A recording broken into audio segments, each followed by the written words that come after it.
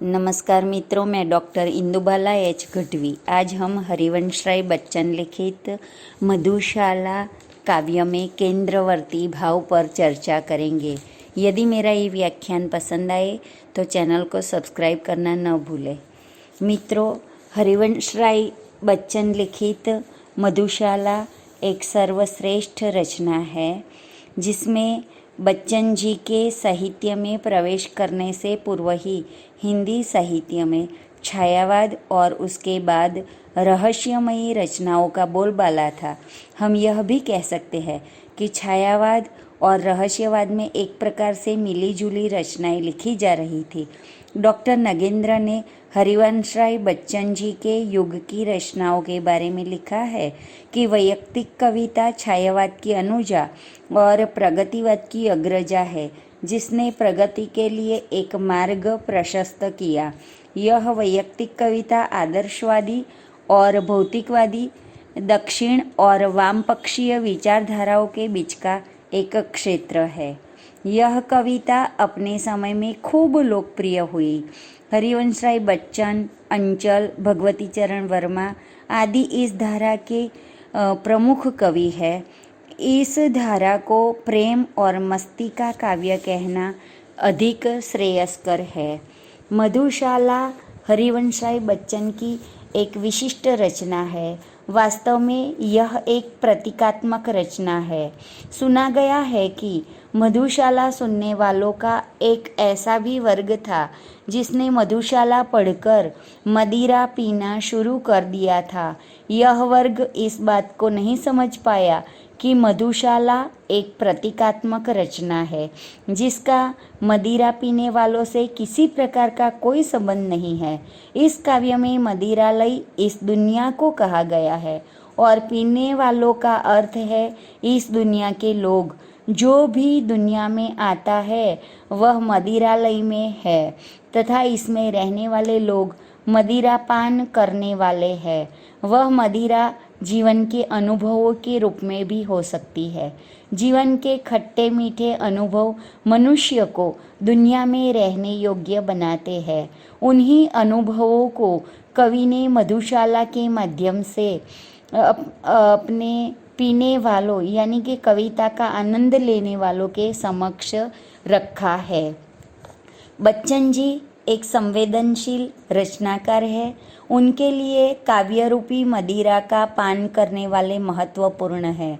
उनकी कोमल भावनाओं से सुसज्जित रचनाएं हैं।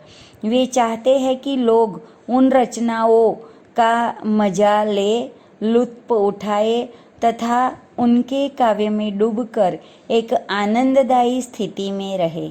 बच्चन जी ने स्वयं कभी मदिरापान नहीं किया, अतः वे अपने पाठकों से कैसे इसकी सिफारिश कर सकते हैं।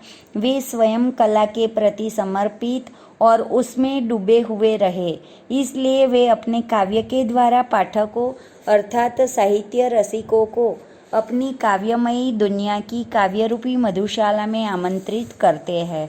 वास्तव में मधुशाला प्रारंभ में भौतिक स्तर पर दिखाई देती है, पर धीरे धीरे आध्यात्मिक परिवेश बना लेती है। बच्चन जी ने प्रतीकों के रूप में अंगूर, सुराही, प्याला, साकी आदि बहुत से ऐसे शब्दों का प्रयोग किया है जो एक आम पाठक के लिए सीधे मदिरा से आ जुड़ते हैं। इसलिए मधुशाला के प्रति कुछ गलत अर्थ भी लगे तथा उनके प्रति आपत्तियां भी हुई।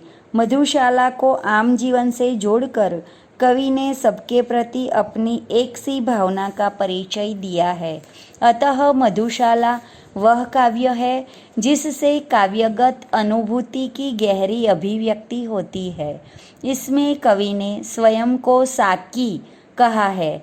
कवि की कविता मदिरा है। उसे पीने वाले, कविता को पढ़ने या सुनने वाले जो पाठक गण है एवं कवि स्वयं साकी है जो अपनी कविता रूपी हाला यानी शराब या मदिरा को स्वयं अपने पीने वालों के समक्ष परोसता है।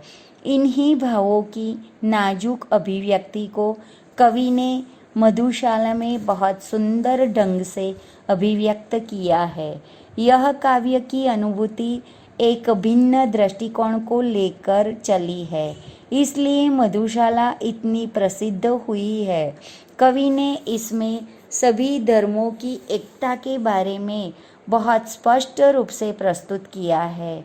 वे बहुत स्पष्ट रूप से लिखते हैं, बैर बढ़ाते मंदिर मस्जिद, मेल कराती मधुशाला।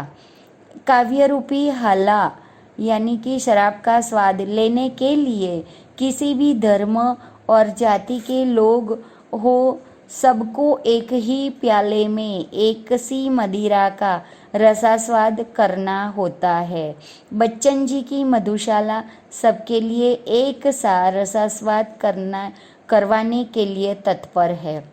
अतः कवि श्री हरिवंशराय बच्चन जी की मधुशाला सबको एक संदेश देकर पूरे विश्व में अमर हो गई है, इसमें कोई संदेह नहीं। धन्यवाद।